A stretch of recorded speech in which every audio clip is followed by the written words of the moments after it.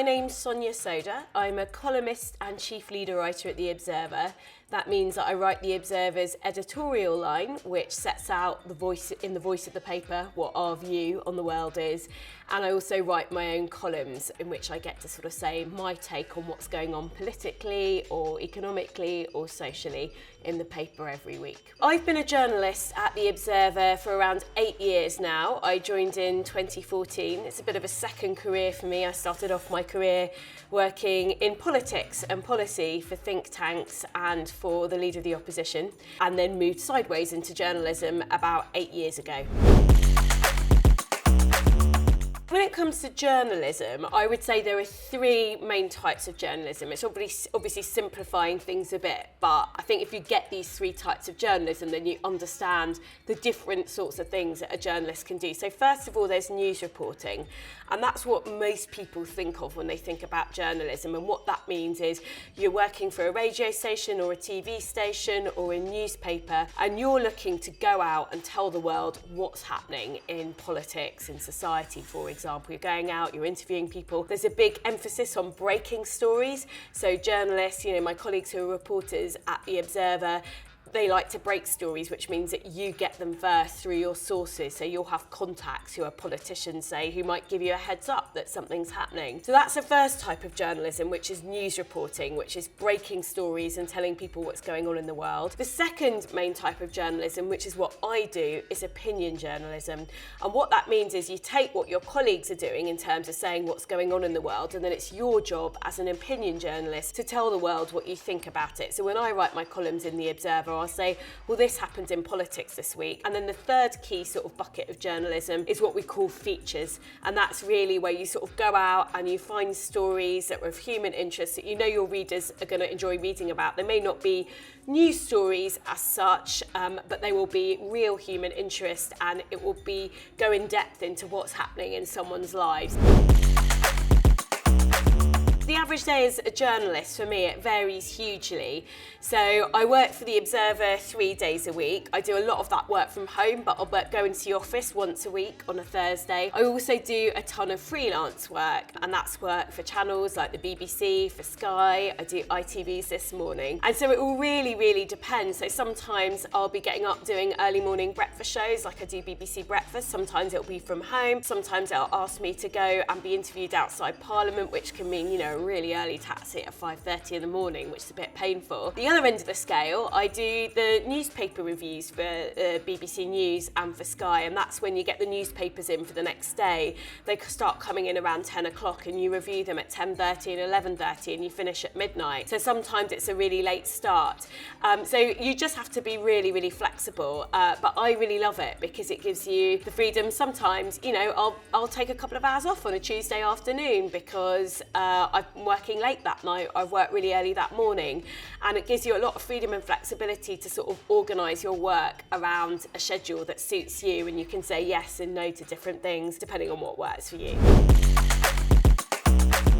I think the top 3 skills that you need to be a good journalist, and that's whether you're a reporter or whether you're an opinion columnist like me. First of all, you really need to be able to read and process a lot of information about something that's going on in the world and be able to distill the key facts. I think a second skill you need or ability would be decisiveness. So in my job, you've got to read a lot and then you've got to take a decision, sometimes quite quickly, about what the paper should be, what the Observer should be saying or thinking about a particular issue. And then I would say the last thing you really need is you need a really strong interest in the world around you. So I end up writing about all kinds of things to do with politics and economics and the way that society works. And I genuinely love learning about new things and speaking to experts and processing all of that information. And I think you've got to find that interesting, because if you find it boring, it's reflected in your work. In my role, it's really important to be able to sort of learn about something new quite quickly, ask all the right questions of the experts you're speaking to or interviewing, or the members of the public that you're interviewing, and being able to write that up or present it in a very interesting way for readers or for viewers. Sometimes you have to take judgment calls about what it's most important to say.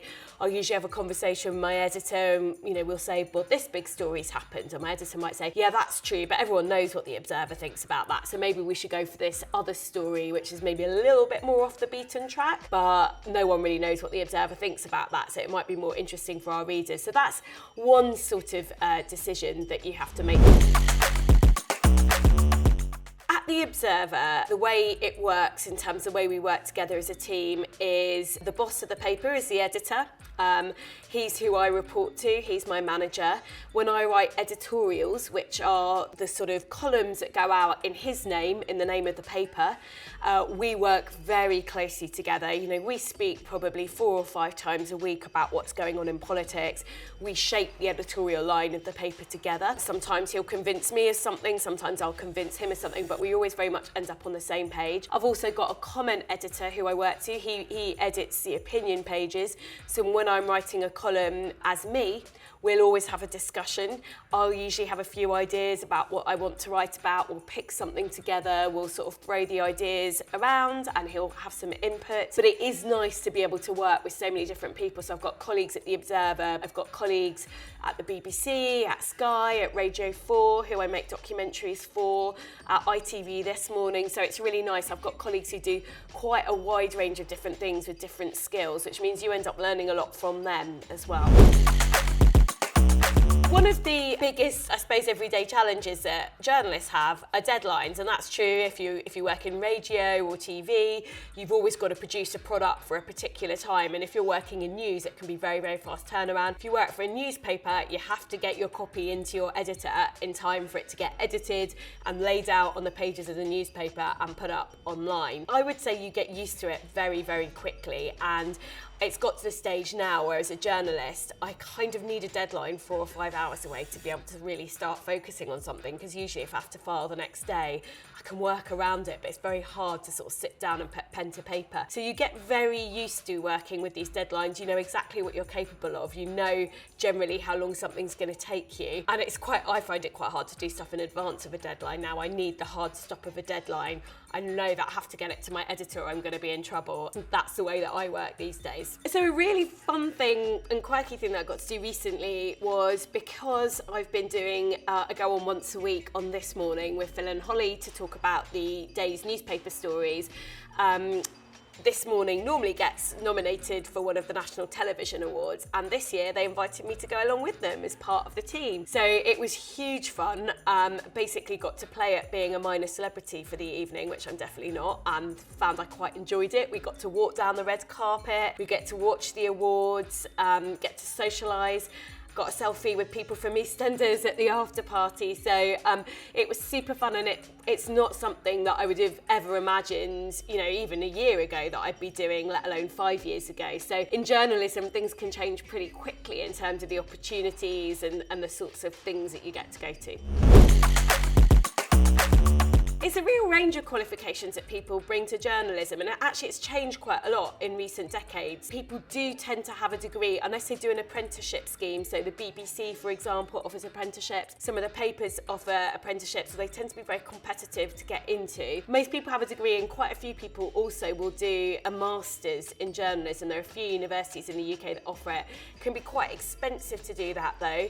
Some papers offer schemes, bursaries, to help sponsor people through it. So for example, The Guardian's got a scheme called the Scott Trust Bursary. Again, they're very competitive, but it's worth looking into. But I guess the thing to stress is that my route into journalism was totally atypical. So I worked in politics.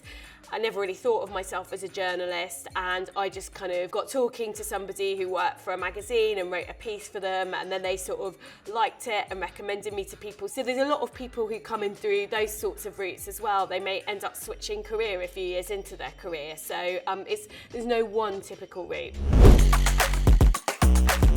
My sort of advice would be to people who are just starting off on their career or just starting off thinking about what they want to do is, when I started out in my career, which was about sort of, just under 20 years ago, if someone had told me that I'd be doing what I'm doing now back then, I would have thought they were crazy, because I just wouldn't have thought it was me. I didn't think of myself as a journalist, I didn't think of myself as a writer. And I think the moral of that little tale is to always be open to possibilities, and you never quite know when a contact that you make or a relationship that you develop with somebody might actually lead to a job or a professional opportunity. And so I would say, don't feel like you've got to have your whole career planned out at age 18 or age 20, because it will very rarely work out the way you think it's going to work out, unless you're going into a profession like medicine where there are very clear career routes. In a career like journalism, no one knows what's going to be happening to them in 5 years.